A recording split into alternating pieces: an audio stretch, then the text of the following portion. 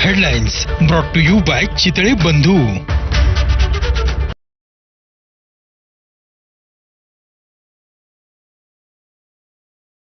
विरुद्ध इराण युद्धाच्या चौथ्या दिवशी दोन्ही बाजूंनी बेछूट हल्ले सुरूच. इराणमधल्या मृतांचा आकडा 787 वर आखाती देशही होरपळले. अमेरिका आणि इराणमधल्या युद्धाची झळ कित्येक किलोमीटरवरती असणाऱ्या भारतालाही आयात निर्यात ठप्प झाल्यामुळे व्यापारी कात्रीत, तर होर्मुझची खाडी बंद करत इराणकडनं आर्थिक नाकाबंदी, कच्च्या तेलाचा भडका उडण्याची चिन्ह.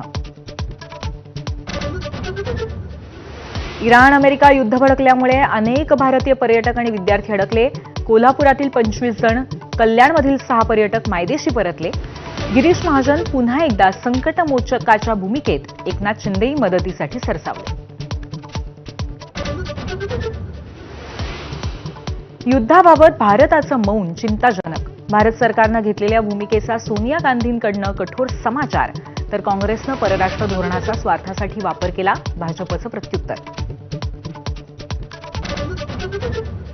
अजित पवारांच्या अपघाताबाबतच्या प्राथमिक अहवालावरती छगन भुजबळांचं बोट, विमान झाडावरती आदळल्याच्या दाव्यावरती शंका उपस्थित, तर बाळासाहेब ठाकरेंच्या अटकेसाठी दबाव टाकला नसल्याचं सांगत माजी एटीएस प्रमुखांच्या दाव्याचं खंडन.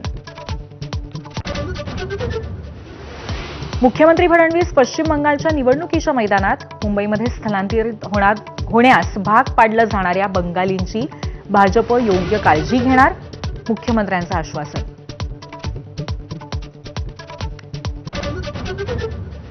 देशासह राज्यभरामध्ये धुलीवंदनाचा उत्साह. सोलापुरामध्ये बंजारा समाजाचा धुंड सोहळा, तर ठाण्याच्या कळव्यामध्ये गौतमी पाटीलच्या नृत्याची धूम.